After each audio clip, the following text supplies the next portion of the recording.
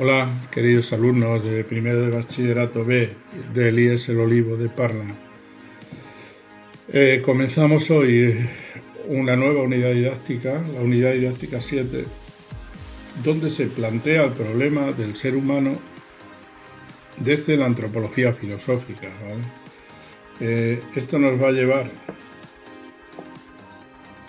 lo histórico acerca de lo que dice la filosofía sobre el ser humano hasta la edad contemporánea, y eso será lo que es la primera parte. Veis aquí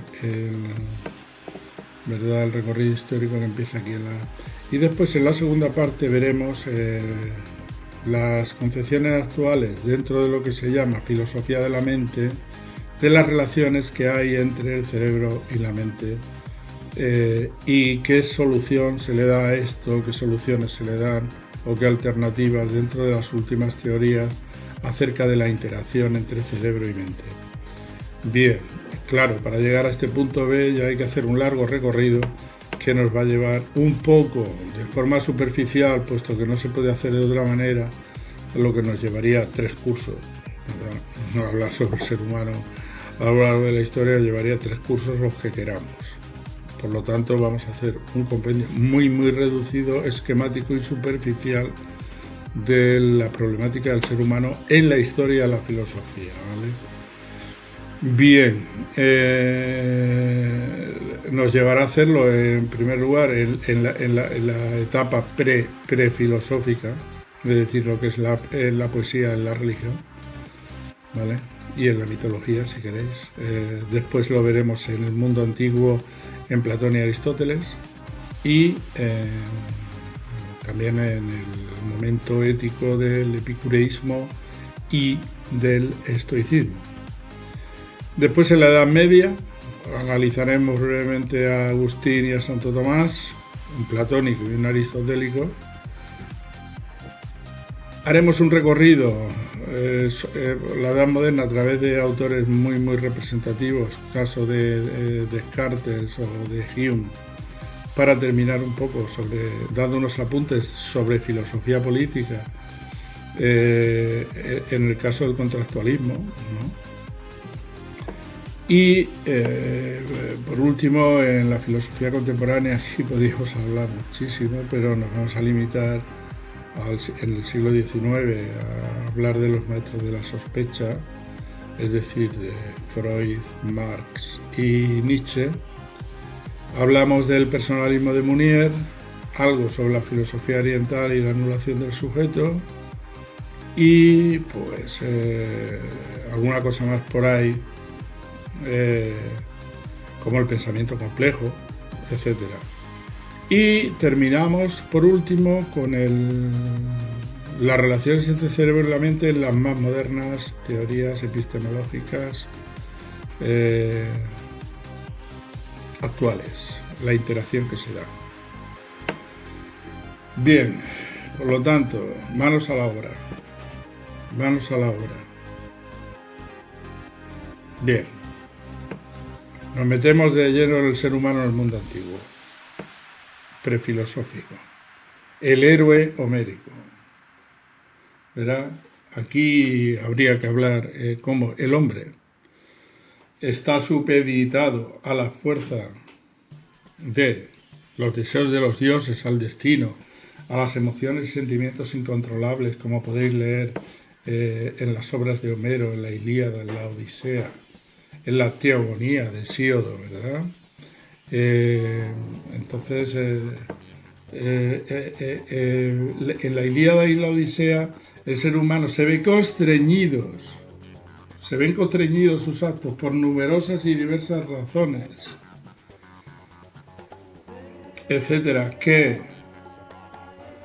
no son otra cosa que los deseos divinos o las fuerzas incontrolables de la naturaleza, etcétera, etcétera.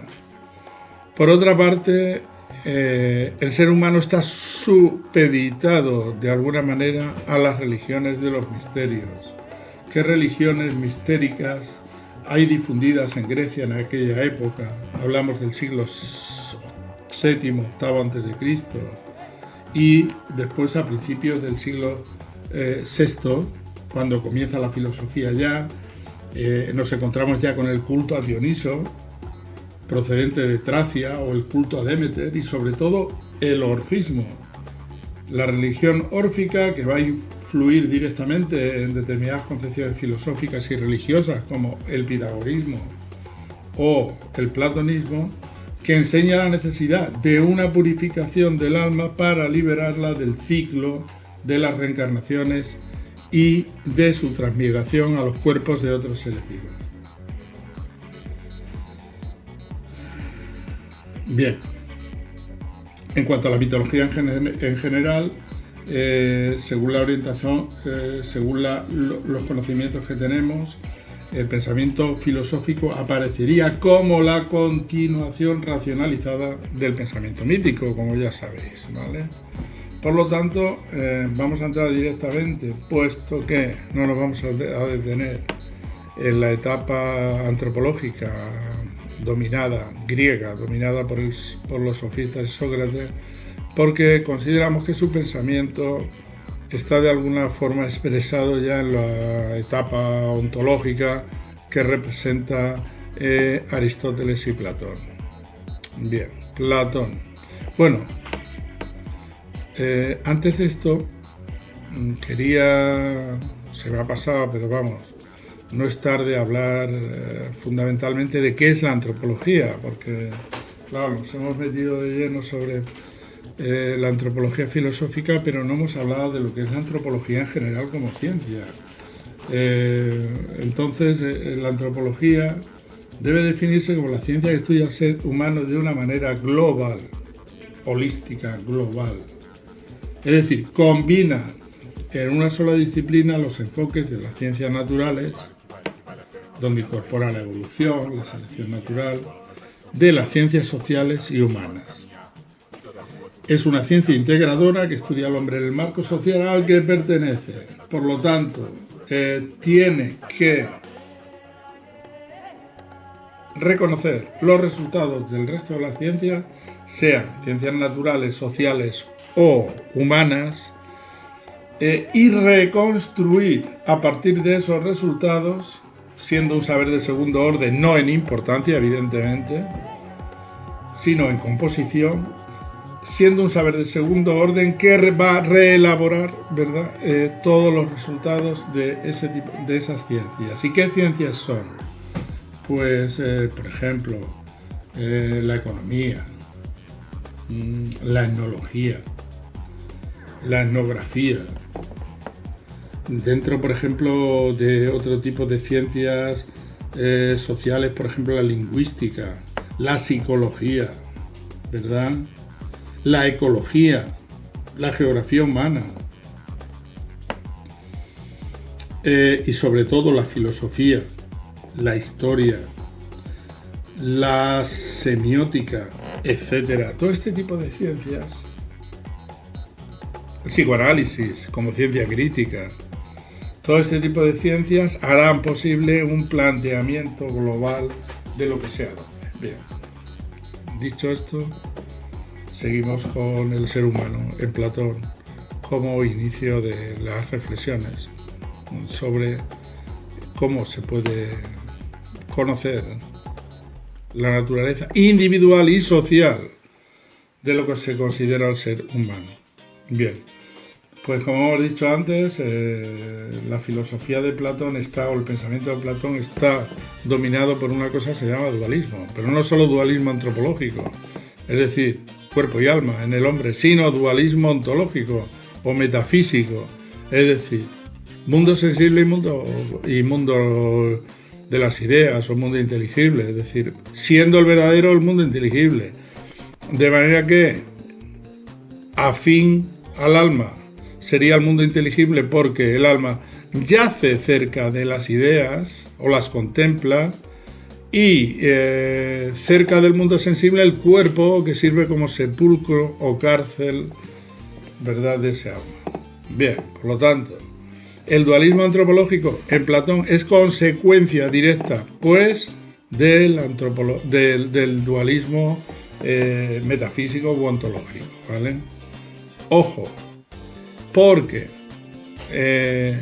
lo que sea el hombre individual, es decir, cómo se considere la psicología, o es decir, el alma del hombre, va a condicionar su sistema de gobierno o su sistema social, que será una república ideal, como vamos a ver. Porque, como vimos en clase, a Platón lo hemos estudiado a través de comprender dos grandes principios, y el que explica la, digamos, proporcionalidad que existe entre el alma humana en el hombre y las clases sociales en una república ideal, es el principio de correspondencia estructural.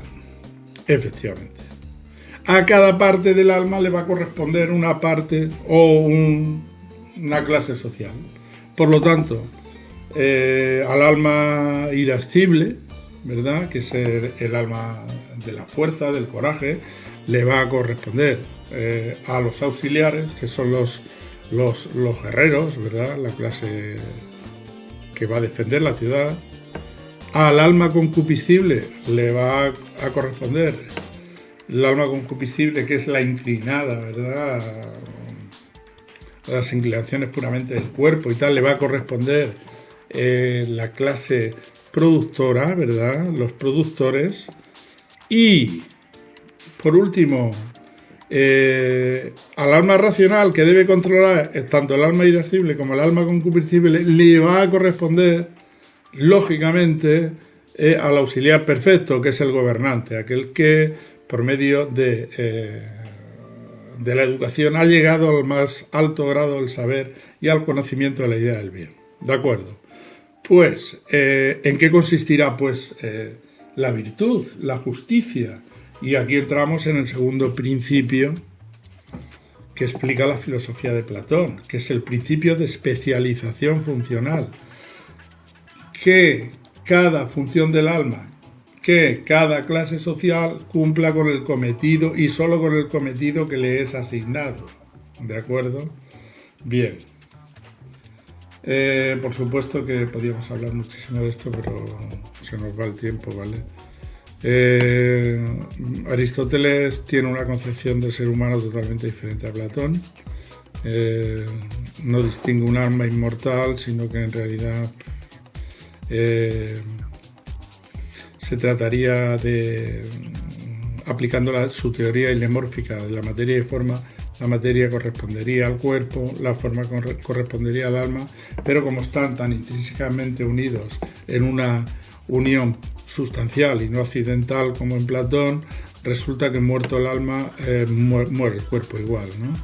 De manera que, como buen biólogo materialista que era Aristóteles, para él, si el alma es la forma del cuerpo, lo que le da vitalidad, en el momento en que el cuerpo muere, es porque ha dejado el alma de funcionar.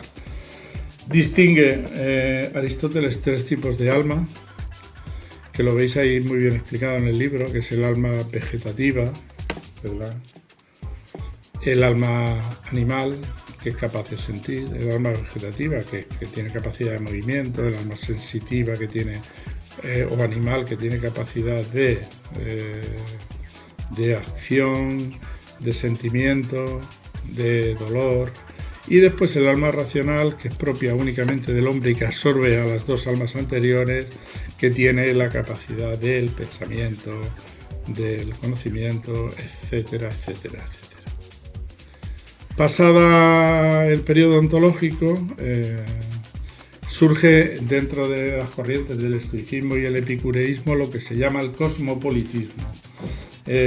Con la apertura de Grecia al mundo y lo que se llamó el helenismo, a partir de las conquistas de Alejandro Magno, pues todo esto cambia, ¿no? Entonces ya, digamos, el ámbito filosófico no está constreñido al terreno que era la polis, sino se abre al mundo. Por lo tanto, cambia totalmente el concepto de filosofía, el concepto del hombre, lo que busca dentro de esta visión cosmopolita, ¿no?, es que el hombre encuentre lo que se llama la ataraxia o la paz individual, que huya de los temores irracionales, y en eso coinciden el estoicismo y el epicureísmo, en seguir un poco las normas de la naturaleza, ¿no?, considerando a la naturaleza puro átomo, ¿no?, pura materialidad. Bueno, y aquí dejamos esta primera parte para seguir con la filosofía, el ser en la filosofía contemporánea en la siguiente. Gracias.